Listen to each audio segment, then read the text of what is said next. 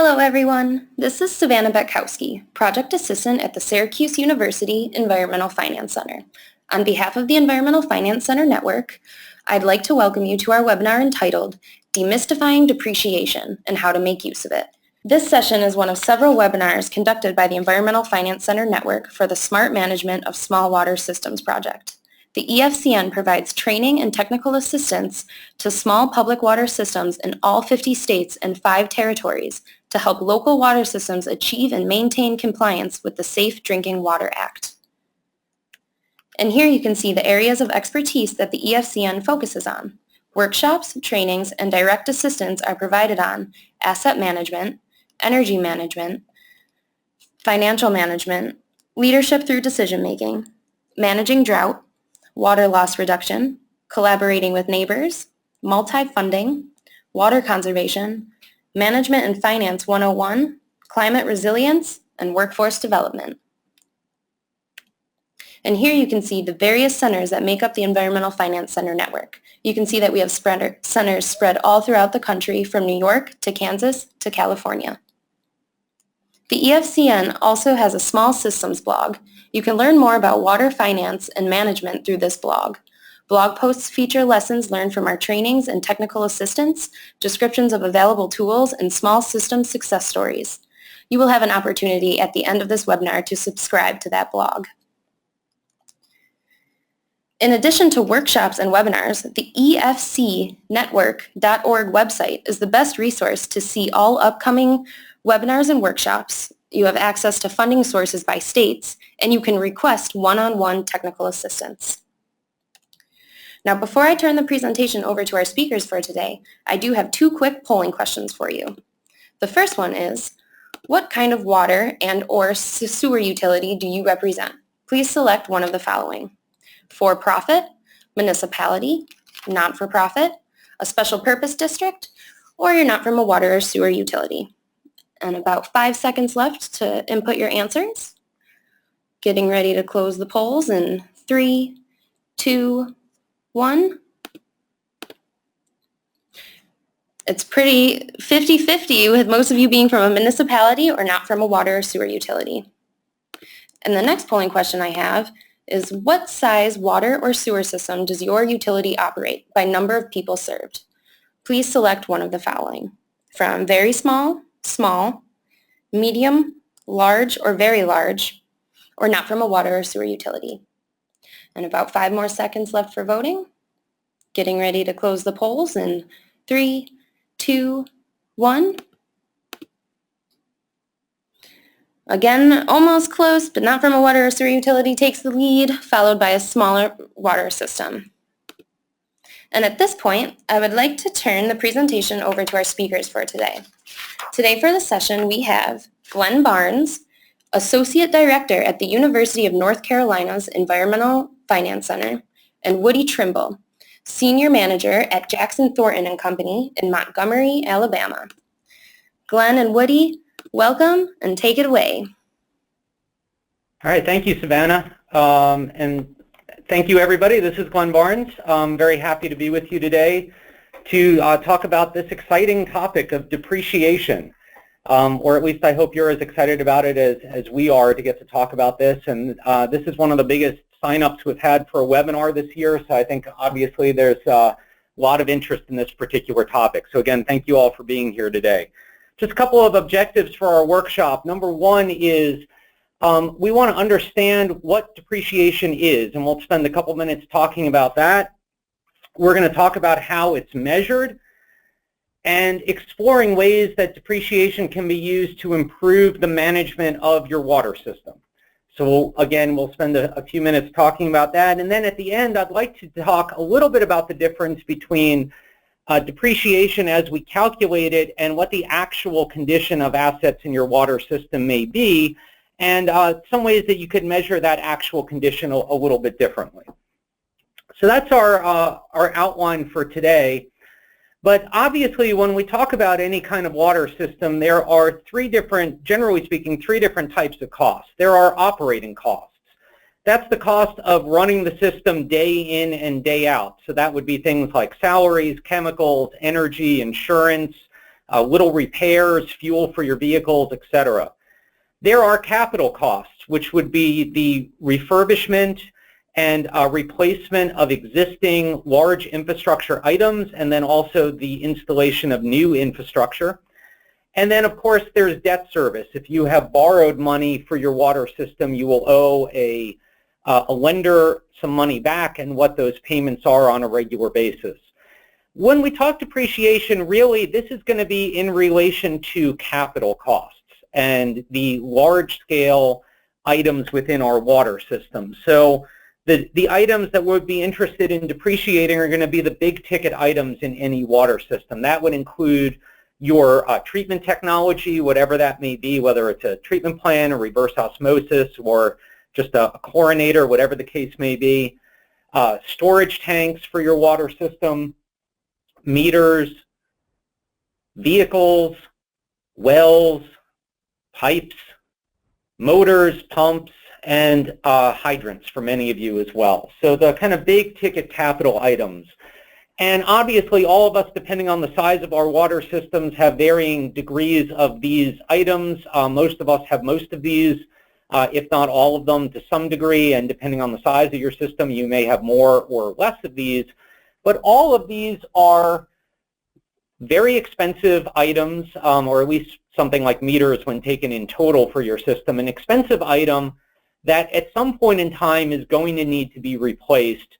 But the truth is that whenever you buy a piece of infrastructure like this, it starts to lose value from the day that you own it. It's the old adage of when you buy a new car and you drive it off the lot, it's already lost X% of its value. And while there's currently a commercial out for a car insurance company where the person in the ad is musing like, oh, they're only going to pay me back the value, less depreciation, like what's that even? Well, it's actually something quite important that we need to think about, because infrastructure is going to wear out. Something that you buy, like this water tank that looks brand new and beautiful, at some point in time is going to deteriorate and look like this, and may even fall over at some point or need pretty serious repair. So we know infrastructure wears out. You know, this is a picture of a water tank, for example. You can see there's a leak coming out of the tank, and if you're looking really closely and saying, what is that patching the leak? Is that ... Yes, indeed, that would be duct tape that is holding the leak together. So we know that infrastructure wears out, and that duct tape, while it may seem to fix everything in life, is probably not going to be the best idea for long-term for water systems. So we know that at some point we have to replace capital assets. And depreciation is a tool in many ways to help us think about the point in time when we're going to need to replace these. So generally speaking, depreciation is an economic term. It's the loss of value of an asset that is not being restored by some type of maintenance. This is an economic fact for any water system. And the causes of depreciation are really two. One is that there are physical factors that cause a water asset to lose its value. And the second is that there are functional or non-physical factors. So physical factors, and this I took from AWWA's Financial Management for Water Utilities, which is a really, really great guidebook to look at for these types of questions. Physical factors of depreciation include wear and tear resulting from use. Just as we use items, they have some wear and tear. There's going to be decay, rot, or rust, or corrosion from the passage of time and the elements. But this is really related to the extent that there is regular maintenance. There'll be an expected useful life of an asset. You might get more or less life out of that depending on some of your environmental conditions, but you could also get more or less life out of it depending on the extent to which you maintain assets. So this is one type of depreciation. The other, what AWWA calls functional or non-physical factors, is basically that the asset becomes obsolete, perhaps due to new designs or innovations. It may be inadequate to meet the current demand, so your community may have grown by a large extent, and so while your treatment plant has 20 years of life left in it, it's no longer adequate to meet your service needs. And then also changes in regulations that come from the state and federal government may render some of our infrastructure to be obsolete. And depreciation is something that you as system managers should care a great deal about, and we'll talk about some ways you can use depreciation later in the hour. But I think it's important to remember that folks like lenders and credit rating agencies are going to look at this number as well when they're considering you for loans and bonds, and they're going to want to know what kind of condition your assets are in.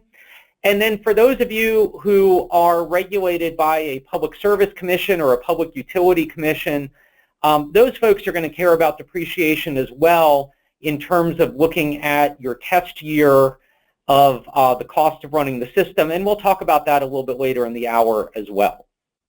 So that's just a little bit of a quick background on depreciation, but I think it gets to a question of how is depreciation actually calculated? What does that number that shows up on my financial statements, where does it come from and what does it mean?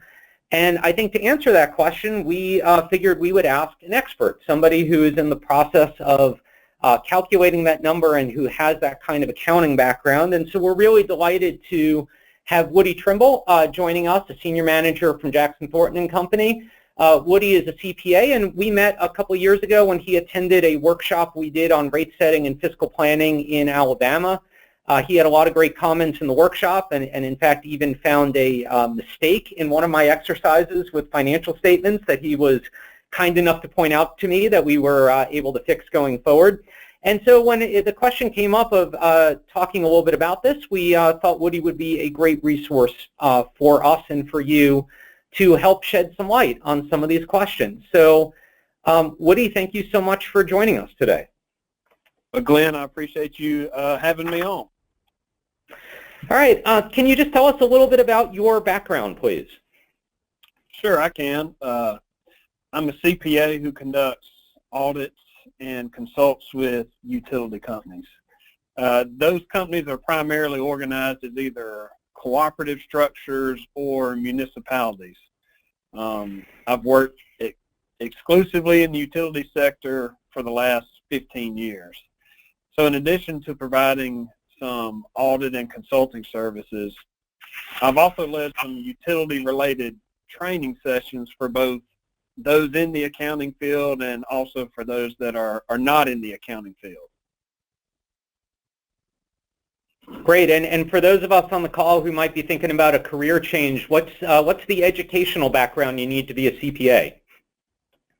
Well, you get your typical 4-year accounting degree, and a lot of states now have adopted a 5th year or graduate level master's degree in order to sit for the CPA exam. So that varies by each individual state. So that's kind of the educational background that it takes to be able to sit for the CPA exam, and then of course passing the exam itself. So that's typical across most states, Glenn. All right. And so tell us, what exactly does an auditor do when you go out to work with these utilities? Well, Glenn, what an auditor does is we're engaged by a water system to render an opinion on whether a company's financial statements are presented fairly in accordance with generally accepted accounting principles. The audit is designed to provide the users of the financial statements, who you've already mentioned, who are typically lenders, investors, or in our case, most of the time citizens, to give them a degree of confidence in the financial statements. So in order to accomplish that, we establish an understanding of the internal control structure to give us comfort that transactions are either being handled correctly or not. We test documentation supporting transactions and various account balances. And then we'll also confirm different pieces of information with our significant customers, our significant suppliers, with our lenders, and we'll also confirm bank balances that we have on deposit or restricted accounts that we have related to bond funds and interest payment funds for any bond series that we may have outstanding. Right. And you mentioned that obviously you're using generally accepted accounting principles when you're doing this. For local governments, those are set by GASB. Can you tell us just a little bit about what GASB is and how it works? That's right. GASB is, of course, they are the Governmental Accounting Standards Board. And what their job is to establish accounting and financial reporting standards for all U.S., state, and local governments. And the purpose of the GASB is to develop accounting standards that promote financial reporting, that provides useful information to whether it be taxpayers, public officials, and other investors. There's some components of the GASB standards that some of the for-profit entities in the private world who are owned by stockholders, some of those things do not necessarily apply to these GASB entities, these water systems that we currently work under. So that's what GASB is assigned with doing, is creating standards that make our financial statements useful to others. And I seem to remember from my graduate accounting classes talk about GASB 34, putting the fear into financial people everywhere. So what is GASB 34 and what does it require, generally speaking, for water systems? Yeah, GASB 34 was passed between 10 and 15 years ago, and the sweeping changes that came along with that was one, it required a management discussion and analysis, often referred to by us as the MD&A, that was required to become part of the financial statements. And the purpose of the MD&A was to allow financial managers to provide some insight into whether in our case, the water system's financial position had improved or deteriorated as a result of this year's operations.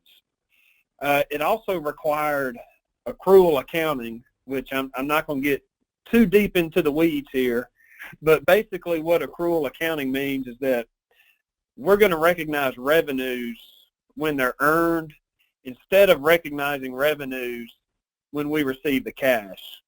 And conversely, we're going to recognize expenses either when the services are performed or the goods are received, rather than when we pay for those items. So those were the primary significant changes that came along with GASB 34. Right. So let's get into this question of asset depreciation. So when we look at a financial statement and we see a line for depreciation there, what assets are included in that, and is there a minimum size or cost of an asset for it to be included in the depreciation calculation? Well, Glenn, typically, like one of your previous slides covered, most of our capital assets that are being depreciated are the water distribution lines, the sewer distribution lines, the water tanks, any of the pumping equipment, fire hydrants, and then also any other power-related equipment, such as backhoes and things of that sort, trenchers, our vehicles, even our computer equipment, and things like that are depreciated. The things that aren't depreciated are any kind of land ownership or our actual construction work in progress. The things we have in progress will not be set up to be depreciated until those assets are put into service. So the other part of your question was kind of related to what's the dollar threshold of things we capitalize. And most utilities are going to have an asset capitalization policy, but there is no set dollar amount that you can find anywhere necessarily that defines what that dollar amount needs to be. Some people have a feeling that we're going to capitalize any kind of asset that individually costs more than $1,000, or some say more than $2,500. But typically, you don't see anything greater than $5,000 in that regard. But that doesn't mean that when we talk about our water distribution system, although there may be small components of the system that cost less than that $2,500 capitalization threshold, we still capitalize those items as part of our distribution plant, because we're looking at the overall cost of the project, not the individual bolts and things of that sort that go into it. So just a reminder to everyone that in our distribution plant, we capitalize the cost of the materials, the labor, the benefits, if we construct those items ourselves with our own personnel. If we use contractors to do the construction, the contract amount that we pay is what gets capitalized and depreciated. And so as an auditor, how does this process actually work? What information do you need to determine what annual depreciation is or what accumulated depreciation would be for a system? Well, what you would look at is you would look at the point in time when an asset was purchased or constructed and put into service, and you would estimate a useful life. And so, for example, if we construct a water system and water lines at a cost of $40 million, and we anticipate that those lines will last 40 years before we have to replace them. So to determine the annual depreciation on that, you would simply divide the cost of the water lines of $40 million by the estimated useful life of 40 years. So therefore, we would have depreciation expense of $1 million per year for the next 40 years of those water lines. And how do you determine that useful life? Is there a standard for all auditors to use, or is it up to your discretion? There is no standard that, there are guidelines that auditors use, but again, there's no definite, you can't go look in a book somewhere and find estimated useful lives of different assets. Because when Savannah showed the map earlier of where we're all located in the United States, there's various factors that affect the useful life. We've got in the southeast where I'm located, we have lots of humidity, lots of moisture in the air, so things are going to rust and corrode possibly faster than they would in certain areas that have lower humidities year-round. So it's kind of specific to your location, your geography, and things of that sort to determine what an estimated useful life is. So what my job is to make sure that the estimated useful life that management has determined is reasonable. We don't mind consulting with clients on useful lives, but the auditor is not the one who should be determining how long these assets will last, because we're not necessarily experts in how long a tank's going to last or how long underground water lines are going to last and things of that sort. Well, and I think that raises a good point of something we're going to talk about a little bit later in the hour about, how closely depreciation maybe matches the actual physical condition of the assets. In your opinion, how close do you think that match is? And do you ever make an adjustment of, say, in this year, you said $40 million a line to last 40 years, but 5 years from now when you go back and they say, we've had a lot of breaks, we don't think we're going to get 40 years, do you adjust that schedule as a result? Sure. Based on, all we can do on the front end is use our best estimate. And like you said, if things 5 years from now, 10 years from now, start to give signs that things aren't going to last as long, then yes, we should adjust the useful life of those assets which will in turn change how much depreciation we are recognizing every period. So if we think it's not going to last as long, we think we're only going to get 25 years out of those lines, then we're going to accelerate depreciation going forward. We don't take any depreciation changes and go back and try to restate any of our numbers. If we realize something is going on and we need to change that estimate, it affects everything going forward. So you never go back and try to fix depreciation in previous years. Okay. And, you mentioned the kind of example of $40 million for the lines divided by 40 years. I mean, I've heard that described as, straight line depreciation.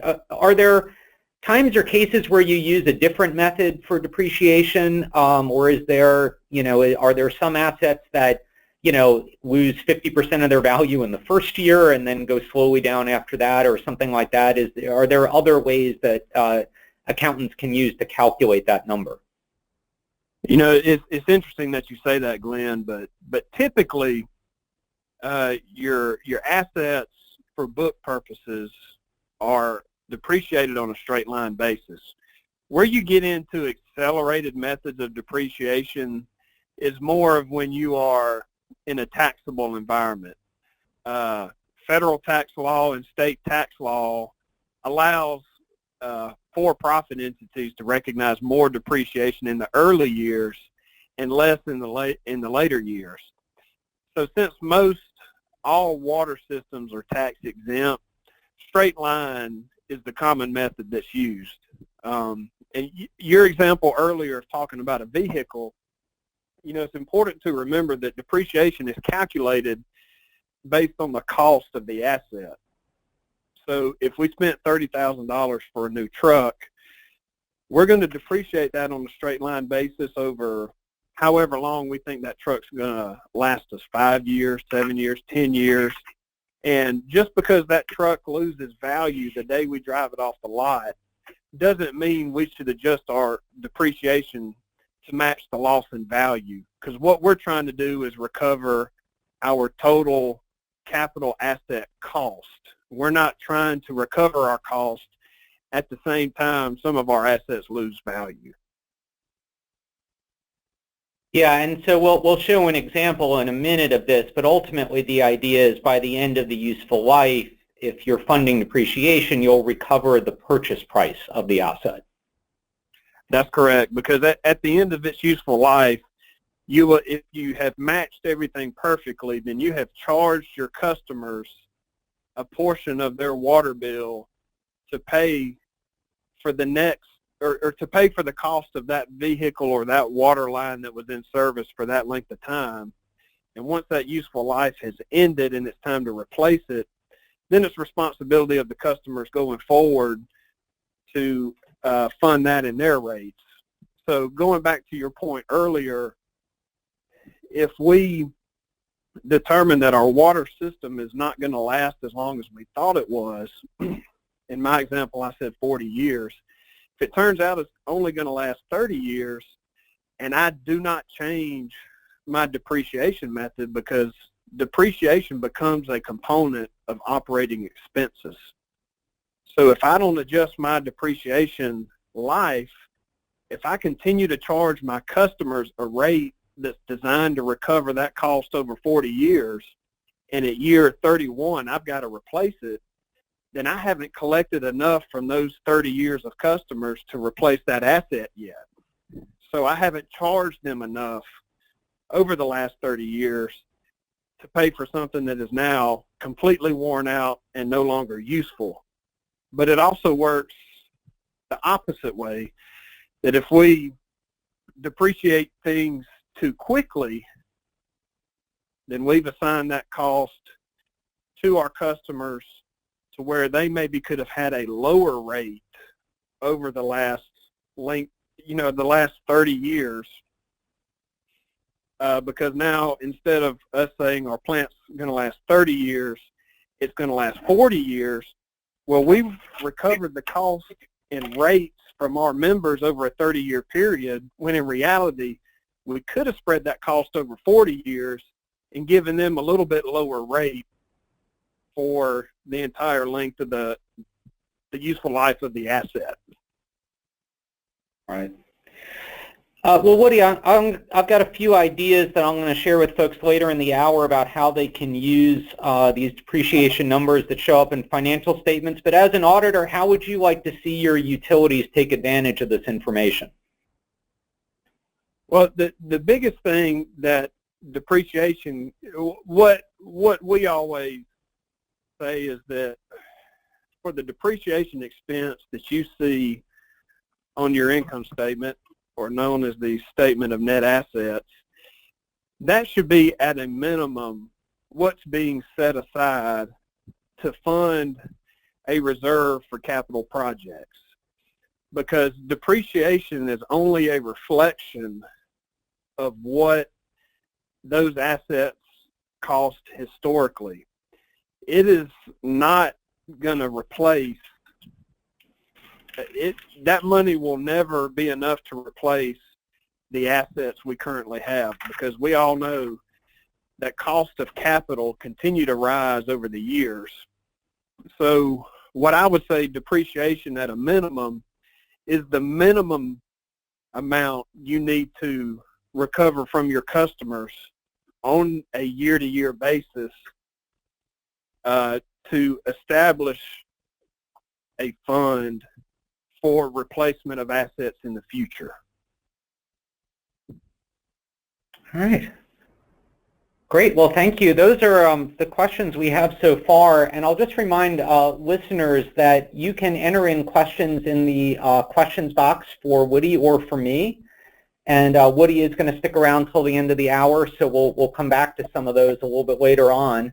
But Woody, I'm going to move on from here, but thanks for your insights so far, and we'll bring you back on for the Q&A a little bit later. Okay, sounds good. All right.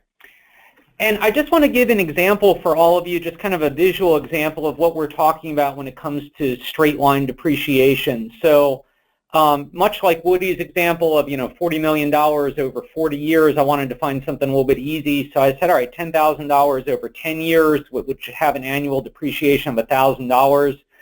A large hydro-pneumatic tank cost about $10,000. I went online and checked yesterday, and it has, at least according to an EPA guide, a useful life of 10 years. So let's take a look at what that means. So if we were to buy that tank today, it would have $10,000 of value remaining. And then each year, the remaining value would go down by $1,000 and the depreciation would go up by $1,000. And again, as Woody said, that's not to say that if you sold the tank today, it would be worth $9,000, but it's the difference between the gross value and the accumulated depreciation. So then by 2018, the depreciation grows by 1,000, 2019 another 1,000. And so you get the idea here that over the 10-year period, this tank will lose all $10,000 of its value. And as Woody said, if you're fully funding depreciation, meaning you're capturing that in your rates, by 2026, you would have $10,000 in the bank paid for by the customers who use that particular piece of equipment to go towards replacing the equipment. Now, it may be in 10 years that tank costs $20,000. It may be that tank in 10 years costs $8,000, or it may be that EPA has passed a new regulation and that tank is no longer a viable option for you to use and you've got to come up with something totally different.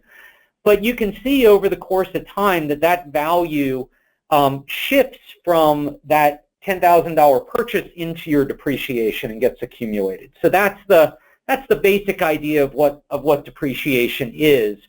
And so now we do want to talk about it. Woody alluded to some of this, but we want to talk about a few ways that you can use depreciation to improve your water system's finance and management. And the first thing that we're going to talk about is as a way to estimate the remaining useful life of your water system.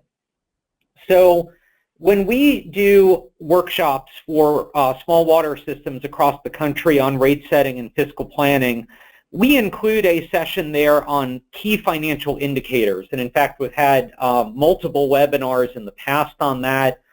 And that's where you can take financial statements and use them to calculate certain numbers that will give you some insight into how your water system is doing. And one of those numbers is an asset depreciation. And the way that you would calculate this is you take the accumulated depreciation for the entire system. So within your financial statements, typically you'll see, depreciation from this past year and then depreciation of all of your assets since they were put in. And then you can divide that by the total value of your water system. And of course, you don't want this to get too close to 1, because what that means is that the full value of the water system of the assets have been depreciated, meaning that they've reached the end of their useful life. Now again, as Woody alluded to, this indicator is only as good as your depreciation schedule. And when you have auditors that really take into consideration some of the things that Woody said and making adjustments over time, this number is going to be pretty accurate, but it's nevertheless a good kind of rough estimate of what we're looking at. So let's go back to that straight line depreciation example, and I just pulled 1 year out here, 2021. At this point, the $10,000 asset has been depreciated by a total of $5,000. So if this were the entirety of your water system, obviously it isn't, but let's assume that this is the only asset you have, you could take $5,000 of accumulated depreciation and divide it by $10,000 of total purchase price, and what you get is that your asset has depreciated 50%. Now that is probably a rough, good guess of the remaining useful life of that asset. So if you do this for all of the assets in your water system, it'll give you a sense of where you want to be in terms of replacing capital. And I think, as we've run numbers for small systems all across the country, we've seen systems that have recently done plan upgrades or relatively new systems where the asset percentage of depreciation here would be something like 15 or 20. And I ran one recently for a system that was in the 60 to 70% range. If you're reaching 60 to 70%, it's probably a pretty good indication you need to start thinking about capital replacement soon. So that's the first use we wanted to point out. The second is another measure of financial health that can include depreciation, and that is operating ratio. So operating ratio, you take your operating revenue and divide it by your operating expenses. And there are two different ways you can calculate this, one that excludes depreciation and one that includes it. And I'm going to walk through an example and talk about why including depreciation gives us a little bit of a different story. So obviously, we don't have to hearken all the way back to elementary school math to know that we want revenue to be higher than expenses when we do this number. But obviously, if your ratio is 1, exactly 1, it means that you have exactly enough revenue to pay for your operating expenses in a given year. So I want to give you an example of a community that we call Mayberry, a typical small southern town that we use in some of our workshops. They have a service population of about 1,500 people, a median household income of just under $30,000 a year, which is under state and federal averages, and about 27% of their residents live at or below the poverty line, again, higher than state or federal averages. But this is probably not atypical for many of you who come from small towns. And of course, us being from North Carolina, we figured we'd have to name it Mayberry in honor of the Andy Griffith Show. But what I'm going to actually show you, Mayberry is not the actual name of the town, but this is their actual financial statement.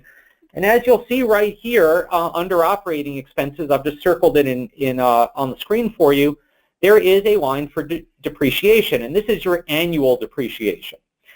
So when we think about operating ratio, if we exclude depreciation, so in other words, we say day in and day out, because all of the other expenses here, personnel, contractual, other supplies, these are the day in and day out costs of running the water system. So if we exclude depreciation, the operating revenue that Mayberry brought in this year is $444,231. and their expenses are $368,985, and so their operating ratio is 1.2, which is a pretty good number. That means that they have 120% of revenue they need to cover their operating expenses. But if we put depreciation into this equation to say, well, did they recover enough to meet those day-to-day expenses and to cover the lost value of their assets, we get a very different story, because all of a sudden their operating revenue is still $444,231, but their operating expenses have now grown to $511,448, and now their ratio is under 1. It's 0.87. And so what does that mean for Mayberry? Well, it means that they are bringing in enough money through their rates to cover the day in and day out costs of running their system with a little bit of cushion, but they are not bringing in enough to also cover the loss of value from the assets within their water system. So when it comes time to replace those assets, they may have to rely more heavily on debt service or hopes of getting some kind of external funding, and they will not have as much money in the bank to replace those capital assets. And so depreciation obviously then becomes a consideration in rate setting. So whenever we sit with a water system to talk about rate setting, we always start with what are your objectives. And one of the objectives we hope all water systems have is full cost recovery and revenue stability. And so when we have this notion of full cost pricing, we want that to include not just the O&M costs, not just taxes and accounting or any kind of contingencies for emergencies, but we also want to include principal and interest on long-term debt, which is related to capital, and then building up reserves for future capital improvements, which is where depreciation could go into. So we really encourage water systems as they look at setting their rates to cover the full cost of service to include depreciation or some type of capital replacement as part of that calculation. And this is especially important if you as a water system are regulated by a utility commission or a public service commission. That's going to be across the country most privately owned, investor-owned, or for-profit water systems, and in some states, some or all of the governmental water systems as well.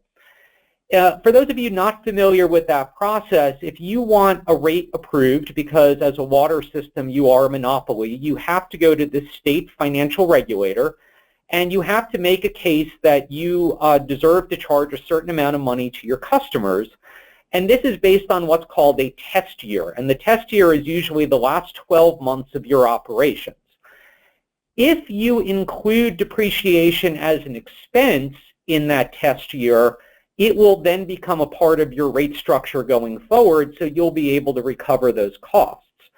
You know, many utility commissions do not allow these utilities that they regulate to charge much more than the cost of providing service, simply because there's, again, a monopoly and there's protection for consumers or other issues like that involved.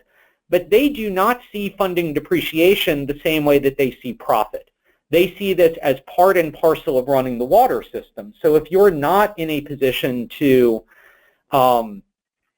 do this and to offer this number, then you're not going to recover that as part of your rates. And then finally, Woody alluded to this as well, and again, this will be for the non-governmental or for the for-profit systems on the call, but there are tax benefits if your water system pays income tax to federal or state government where you can claim depreciation as an expense. And that is where, as Woody alluded to, there is an accelerated depreciation, not a straight line, that gives a kind of financial incentive to private companies to invest more in their water systems. Now, those utilities are not regulated by GASB, the Government Accounting Standards Board. They're regulated by FASB, the Financial Accounting Standards Board. And the way depreciation is measured is a little bit different. But you get a basic idea that there could be a tax benefit as well there.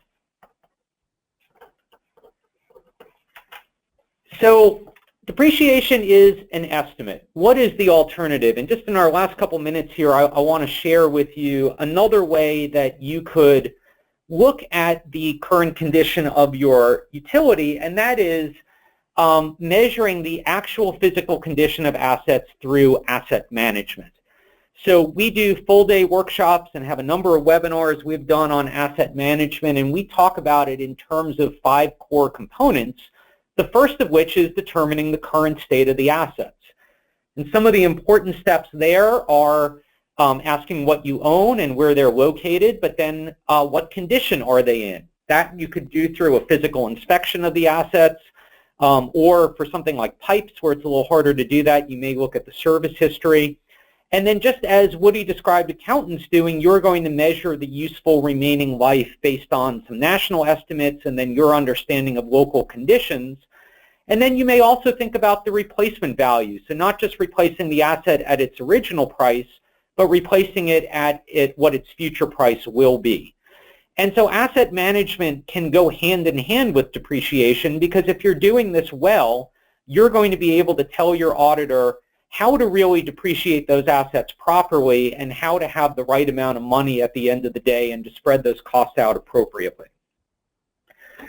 So that is the end of our content. We've just got a couple of quick polling questions for you. I'll turn it back to Savannah, and then we'll have about 10 minutes to take your questions as well. So Savannah, do you want to ask a few polling questions as we close here, please? You got it. So the first polling question for the attendees is if you would like to subscribe to the Environmental Finance Center blog. If you're unsure about signing up for this blog or you do not have the opportunity to submit your polling answer today, you can sign up for the blog on the efcnetwork.org website. And getting ready to close the poll in 5 seconds. Closing in 3, 2, 1. And the next polling question is if you're a small water system, or if you would be interested in receiving in-depth technical assistance. And again, if you're unsure about technical assistance or did not have the opportunity to submit your polling answer, you can review and sign up for one-on-one technical assistance on the efcnetwork.org website. And getting ready to close the poll in 5 seconds. Closing in 3, 2, 1. And finally, in the chat box, I am sending out a survey link. Please take this survey to let us know what you thought of today's webinar, and you will also find this survey in the follow-up email that is sent tomorrow. And Glenn, it is back to you. All right, thank you very much. So at this point, we've had a number of questions come in. Please submit more. If we're not able to get to them before the top of the hour, we will answer them offline for you. And I'm joined by my colleague Shadi Eskaf, Senior Project Director here at the Environmental Finance Center at UNC. And Shadi is going to walk us through some of the questions we've been getting today. Thank you all for your questions. We've gotten several really good questions. Like Glenn said, I'm not sure that we'll be able to get to all of them, but we'll try our best, and then we'll reply by email later on. Woody, first question for you. Can you quickly just recap what are some of the assets that you would depreciate? So, just bullet list some examples of what you would put in for things that you would depreciate.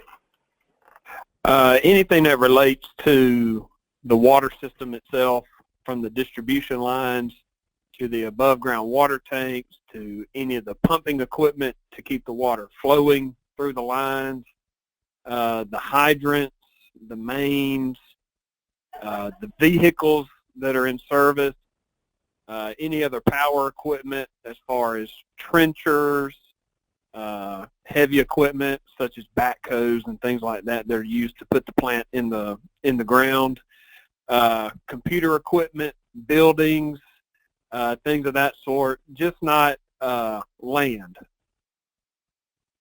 Okay, and you mentioned earlier too that it's not just the purchase price, but it's also labor, and so what are all the non-purchase price, non-capital prices that would go into the depreciation value? Well, what I was talking about there was items related to if we construct our water system assets assets ourselves, meaning that we use our own personnel. The accounting rules allow us to capitalize or allow us to depreciate the labor that it took our personnel. So whatever wages were used in constructing that asset, the direct benefits for those employees, such as the payroll taxes, any health insurance that we provide them, and any other benefits that are provided if they're in a pension plan, if the water utility makes any contributions related to that employee, those benefits can be capitalized and depreciated as well. So those are some of the things that I was referring to when we use our own personnel to construct these fixed assets.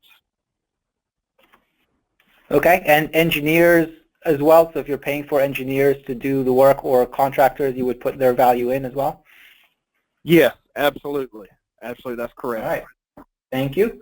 Next question is also for you, Woody. How does the warranty play into the depreciation estimate or estimation of equipment? To me, the warranty is more of provided. It's more or less insurance that is provided. So I would tend to treat warranties and things like that as items we would normally expense over the period of time that the warranty is good for. So, for example, if we spend $5,000 and purchase a warranty on something, then it would be treated, and that warranty is over a 3-year period, then I would recognize 1/3 of that $5,000 in expenses as time goes by. I would not add it to the cost of the piece of machinery or vehicle, whatever the warranty was purchased for, because it's going to get depreciated over the life of that asset. This warranty has a definite period of time of either years or miles or hours that the machine is used. So I would recognize the cost of the warranty over the period of time we anticipate that warranty to cover. Okay. Thank you. There was a question about inflating the value of the assets. So if you purchase something, or if the depreciable asset is $20,000 original price, but you know that in the end of the useful life, it's going to cost $27,000 to replace it, would you depreciate on the future value or on the past nominal value? The accounting standards only allow you to depreciate what you have actually paid. So you're always going to depreciate the original cost of the equipment, of the water line, whatever the case may be. But that being said,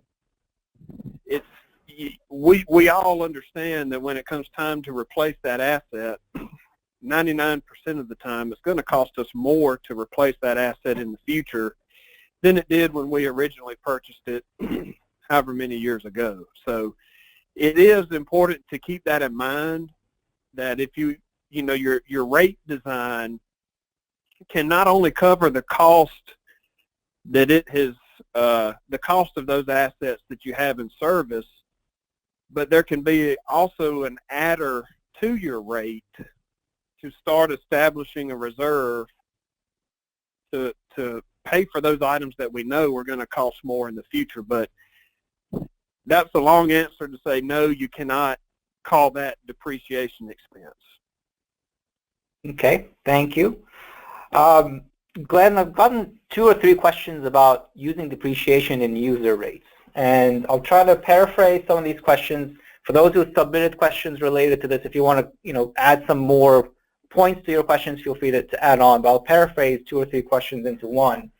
The questions come in basically asking whether you can or should use depreciation in setting rates. There was a comment earlier saying depreciation is part of the operating expenses, and you can use operating expenses to set your rates, and that way you charging customers so that you can bring in money to pay, quote unquote, pay for depreciation, which basically means putting money aside into the future to pay for replacements.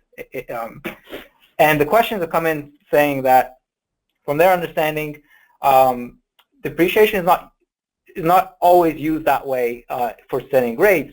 That if a system has a capital improvement plan, then they're using the CIP to determine what the rates are. Or in some cases, they might have a line item in the budget that's called equipment replacement reserve, or some just reserve line item to put to calculate rates. So they're asking, should you still use depreciation to set rates if you already have those two other items in the budget? Yeah, and thank you for those questions. And I think Woody actually just alluded to the answer to this already, which is that, the best practice here is that you would have some kind of capital improvement plan or capital replacement schedule that would take into account the anticipated future cost of the capital.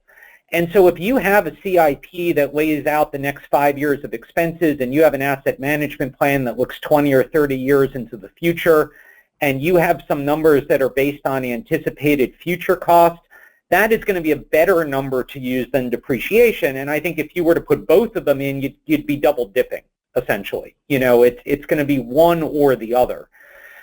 If your system does not have a capital improvement plan, however, and I know many small systems we work with do not, while we would encourage you to create one, depreciation could be an alternative in the short term to making sure you're putting aside some money for capital replacement. But I think Woody brings up the best point of all, which is that in 99% of the cases, that amount of money at the end of the useful life will not be enough to replace the asset. The other thing we have to think about too is that, water systems require a lot of long-term planning. If we're putting in pipes that are going to be there in 40 to 50 years, I don't know about y'all, but I'm planning to be retired in 40 years. Hopefully I'll still be around in 40 years, and somebody else is going to spend that money. And so, we need to have some level of planning. We don't just want to be capturing this depreciation and putting it in the bank unrestricted where people don't understand what that's there for, because the future people in your jobs and the future board members in your water systems need to know that that's there to replace these assets in the future and not to be pulled out for other purposes. The one exception here may be, again, if you're regulated by a utilities commission, you'll need to speak with that utility commission to understand whether they would allow you to use a CIP value in lieu of depreciation as an expense. And I think that's really determined on a case-by-case basis. I don't have the answer for that other than to say, if you are one of those regulated systems, please talk to your utilities commission about what's most appropriate for you. All right, thank you. The next question I have is, what's better to use, depreciation or to do a condition assessment when you're looking at the physical assets of your system? Do you use the depreciation values, or should you go and do a full condition assessment? Which one's better?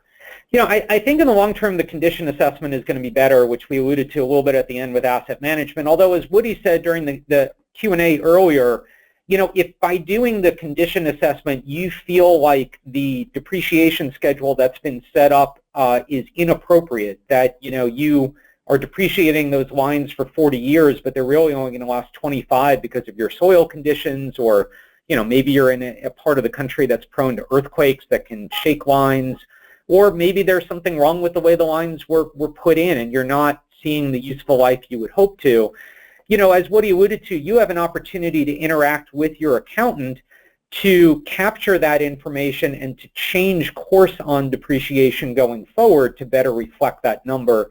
But anytime you can assess the actual condition of the asset is going to be preferable, but then hopefully you can share that information with your auditor to make your depreciation more accurate as well. All right, we have time for one more quick question. So the question, again, is related to using depreciation and rate setting. Comment says, if you try to fund all of depreciation, it might be very expensive. Is it common practice to try to, if you are going to use depreciation, to set rates, to think about the depreciable assets for things that will last only 20 years or 15 years, and then plan on using bonds and long-term debts to pay for some of the longer life assets? Yeah, absolutely, and thank you for this question. I don't want to be suggesting by this, by this webinar that your only option for capital is to save in advance and pay. I mean, obviously you can borrow money and pay later, and borrowing money is very appropriate for water infrastructure because of its long useful life. You can spread the debt payments out, or I guess the technical term is amortize the debt over the useful life of the asset. And certainly if you go through things like the State Revolving Fund or USDA, there's incredibly cheap capital out there right now. In some cases, depending on, from USDA, I know in some states, depending on your financial position as a utility, you could be getting loans under 1% interest rate for 30 to 40 years. You want to look at all of the options available to you. And even though I'm somewhat notorious for being a little down on grants because they're not sustainable finance, if you have opportunities to get some grant funding as well, that can help to offset the cost. So you're right. Not everything has to be save in advance and pay. And I think your strategy needs to be a kind of long, long-term view that includes both saving in advance and debt options, and then looking at available funding as well. So yeah, I don't think it has to be one or the other, but it should be part of your overall strategy in thinking about your rates. All right, thank you. Thank you, everybody, for submitting questions. We keep getting more questions still, so we can't keep up with all your questions. But we really appreciate it, and we'll reply to those that we haven't gotten to yet by email. Yeah, and we are at the top of the hour, so just like to say in closing, again, to reiterate, we had a poll question earlier, but if you're interested in some one-on-one technical assistance, and if your water system serves 10,000 or fewer people, we can provide that under our EPA grant at no cost to you other than your time, whether it's to talk depreciation or any of the other finance and management topics. So you can, again, go to efcnetwork.org and fill out a little form to request that, or just contact me directly. My contact info is on the screen. Woody, I just want to say a really big thank you for your time and expertise. I think I certainly learned a lot, and I believe our participants did as well. So thank you so much for your time today. Absolutely, no problem at all, Glenn. And Savannah, thank you as well for shepherding us, and Shadi, thanks for helping out with the questions. Thank you. All right, well, have a great day, everybody. And again, if you have any questions for me, please call or email me at any time, or fill out that TA form. And we will be in touch within the next week to let you know that the slide deck and recording have been posted, if you'd like to share this with any of your colleagues. And just mention that next week we have another really great webinar coming up on workforce development. I believe it's 1 week from today. So you can go to efcnetwork.org to sign up for that, and I encourage you to do that. I believe that may be our last webinar before the holidays, and then we'll start back up again in January. So thank you, everybody, for your time today, and we'll talk to you soon. Bye, everybody.